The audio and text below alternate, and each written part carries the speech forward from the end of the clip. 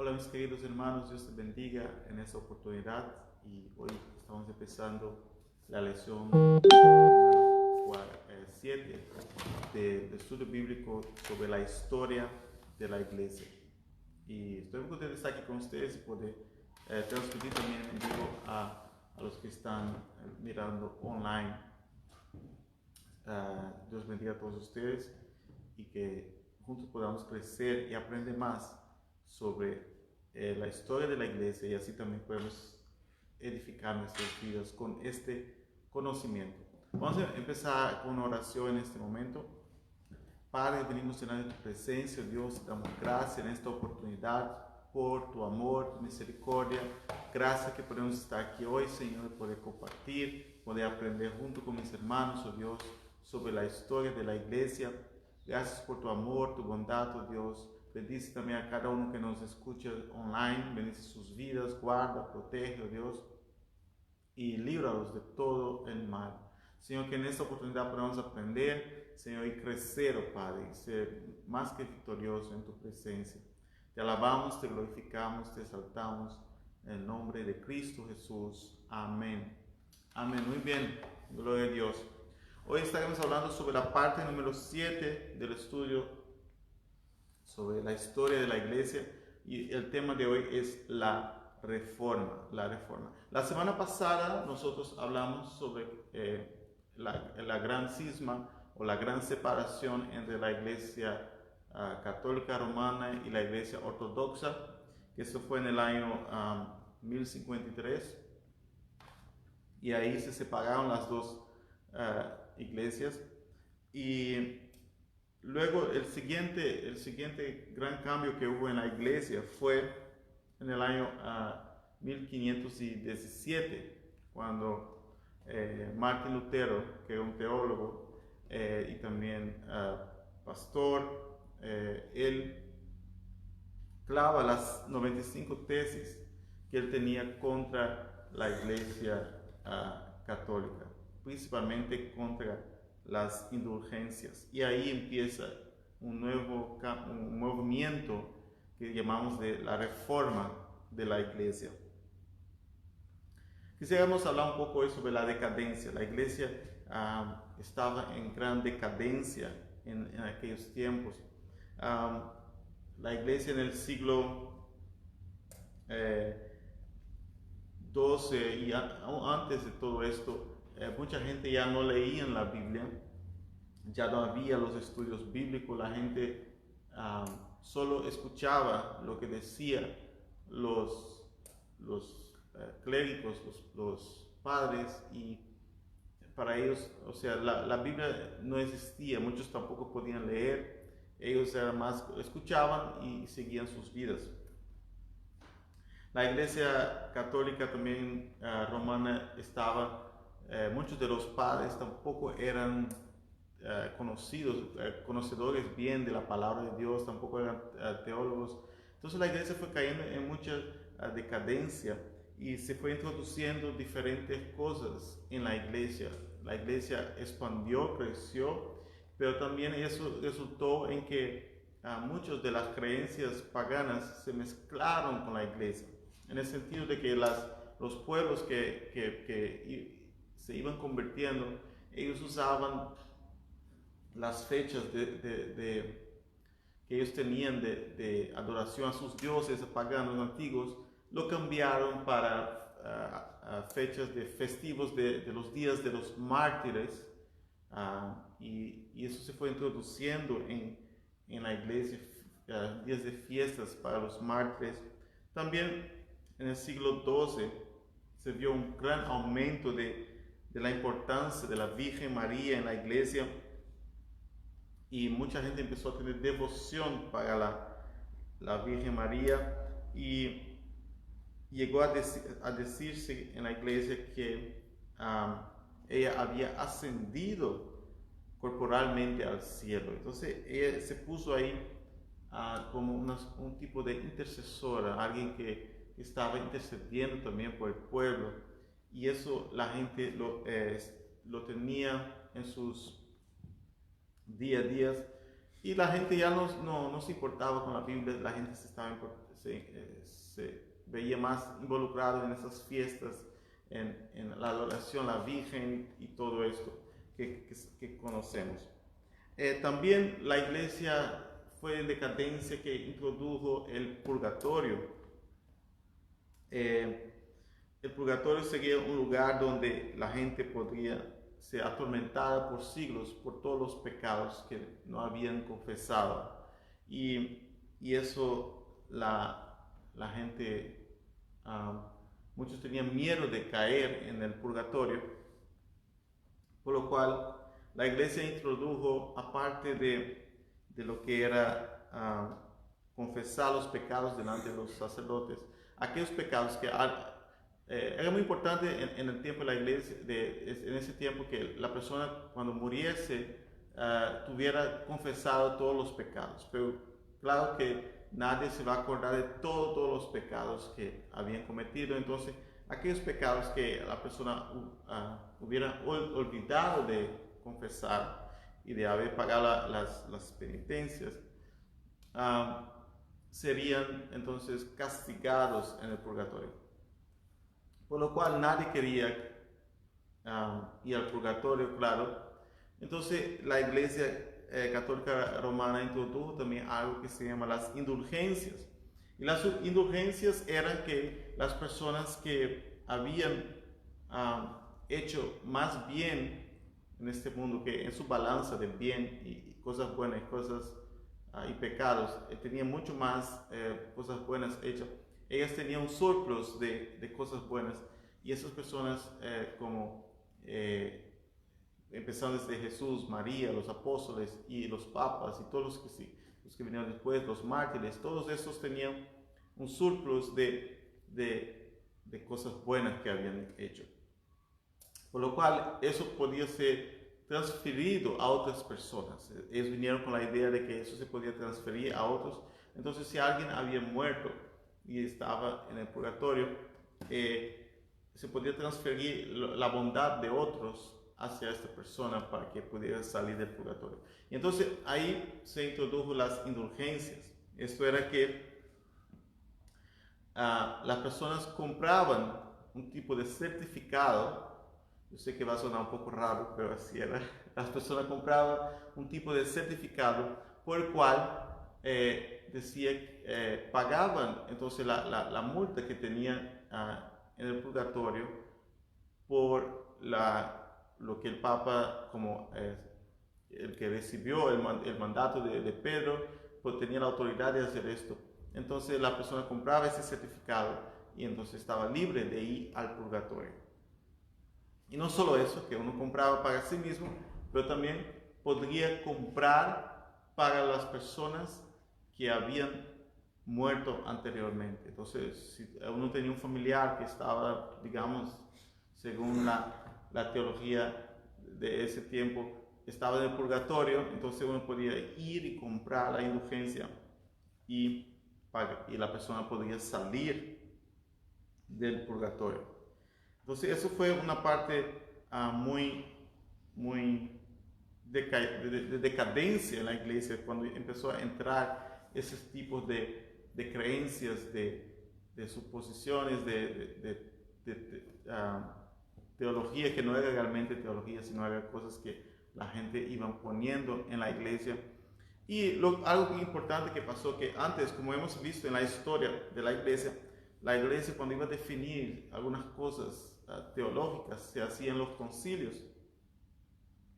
Y en los concilios venían obispos de toda la parte del mundo para debatir y hablar un tema. Pero a lo largo de la historia, cuando vemos el avance de la Iglesia Católica Romana, el Papa fue tomando posición de autoridad, en el cual lo que él decía, eso era como, eso tenía el mismo peso de los concilios. Y eso fue trayendo una decadencia en la iglesia. Por lo cual, ese fue el resultado de los años que vinieron después, hasta los años 1200, 1300, 1400, una gran decadencia en la historia de la iglesia.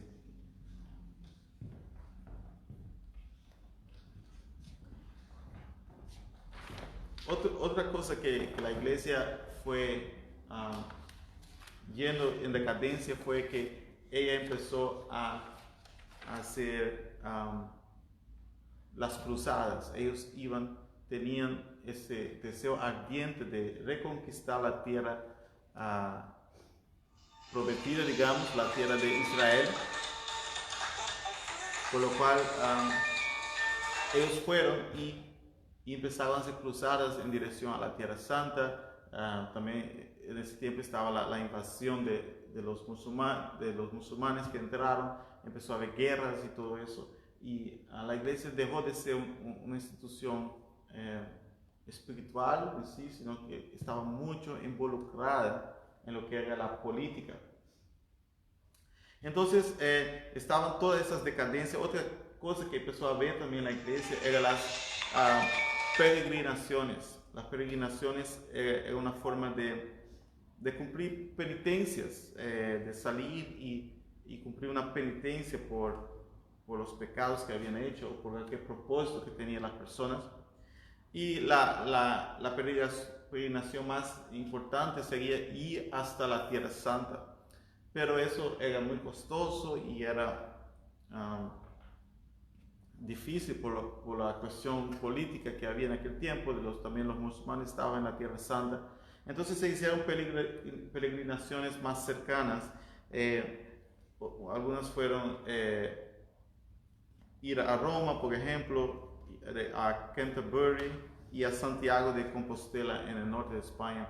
Esas son las tres peregrinaciones más famosas que se hicieron en aquel tiempo, ya que la gente no podía ir hasta la Tierra Santa con sus peregrinaciones.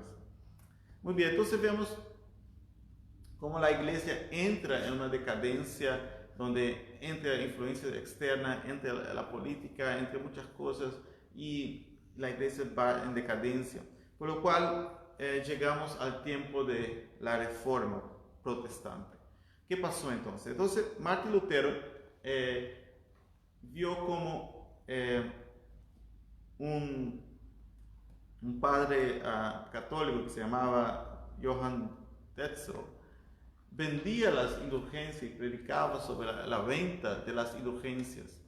Y entonces él, como teólogo y estudiando la Biblia, viendo cómo realmente la Biblia habla sobre la salvación, él entendió y dijo que no podía ser que uno tenía que pagar para la salvación. No podía ser que uno tenía que pagar para ir al cielo.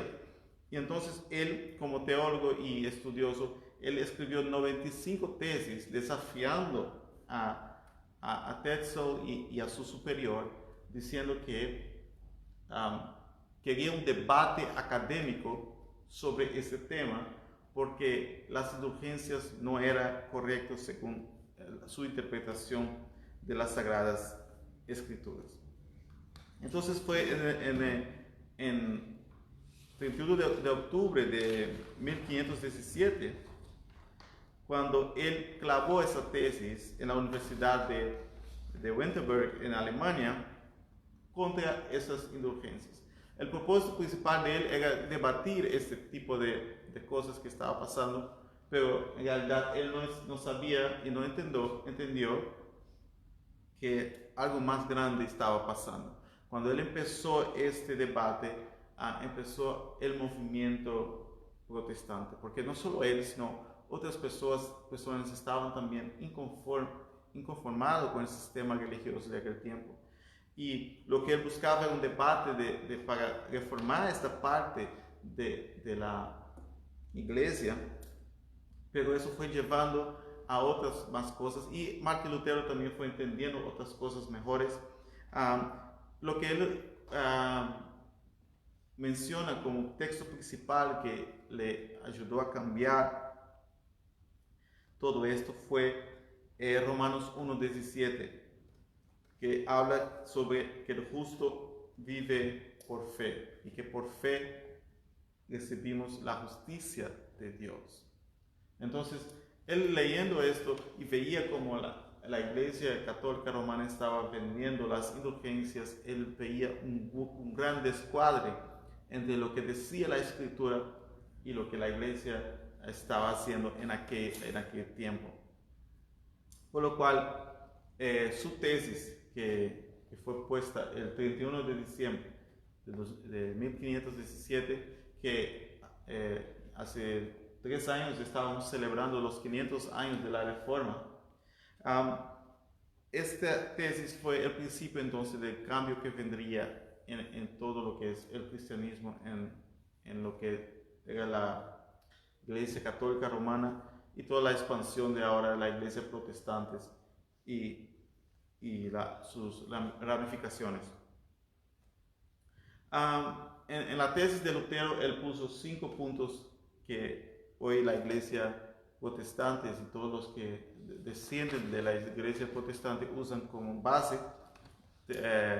doctrinal, que es, él dijo que solo Escritura, es lo primero, solo Escritura. Eso significa que la palabra de Dios solamente es la autoridad y es inspirada, es la única fuente de autoridad y que es accesible para todos, porque no todos tenían acceso a la palabra de Dios en aquel tiempo. Ustedes saben que estaba traducida al latín por la Vulgata, no todos hablaban latín. Entonces Martin Luther también dio inicio a las traducciones de la Biblia para que todo el pueblo pudiera entender. Entonces solo Escritura es el punto que él puso, uno de los puntos. El otro es solo fide, que dice que la justificación, la salvación solo es por fe. Somos salvos por fe, solo fide, solo por medio de fe. Según él también interpretaba Romanos 1:17, que fuimos salvos por fe. No es por obras, no es por las indulgencias que estaban vendiendo en aquel tiempo, no es por las penitencias, no es por nada de eso, sino es por fe en Cristo Jesús, solo fide. Y luego él dice solo gracia, que es solamente por medio de gracia, que es un favor inmerecido, no es por nuestras obras, no es por lo que nosotros alcancemos a llegar o a hacer, sino es que la gracia de Dios es un favor inmerecido, que no merecíamos. Él nos ha dado esta gracia poderosa y es por medio de gracia que somos salvos. Y también dice solo Cristo, entonces quitando todo lo que era la Virgen María, todos las imágenes de los mártires y toda la veneración de los mártires y todo eso, dice que solamente por medio de Cristo, un solo mediador entre Dios y el hombre, no hay salvación por ningún otro, no hay que orar a ningún otro, solamente por medio de Cristo está la salvación. Y el quinto es solo Deo Gloria, que la gloria sea solamente a Dios. No se puede venerar a ningún otro, no se puede exaltar a ninguna otra imagen, nada de esto, solamente a Dios la gloria. Entonces, aquí empieza el gran movimiento que hoy conocemos como el movimiento protestante. La iglesia que había empezado por los apóstoles, la iglesia que había expandido por el mundo, la iglesia que había tomado decisiones cruciales en momentos difíciles para defender la fe, para mantener la fe original, ortodoxa de los apóstoles, había caído en una gran decadencia y ahora se levanta Martín Lutero con esos puntos declarando que era tiempo de una reforma, que era tiempo de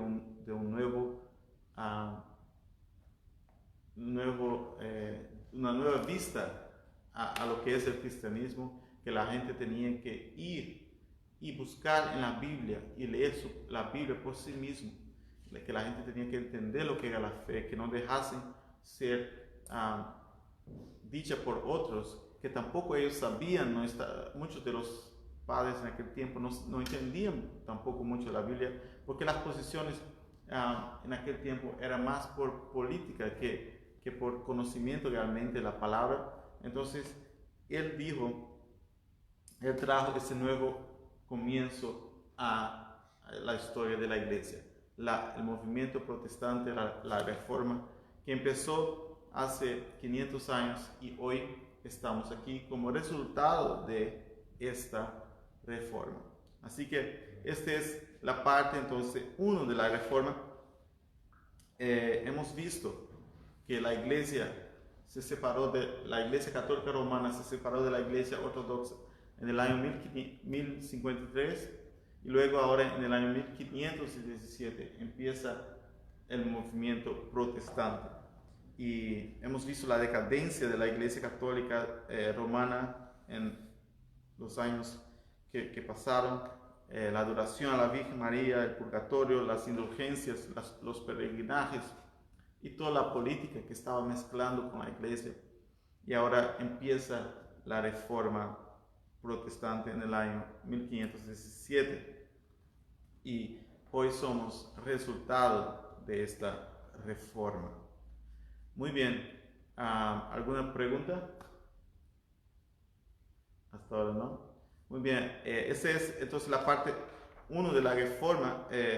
La próxima semana estaremos hablando la parte número 2, donde estaremos hablando sobre cuál fue el resultado de esta reforma, cómo vino a ser, cómo llegamos hoy a tantas iglesias, tantos nombres de iglesias, denominaciones y todo esto, cómo llegó hasta hoy. Entonces esa será la lección número 8, la próxima semana, no lo pierdas.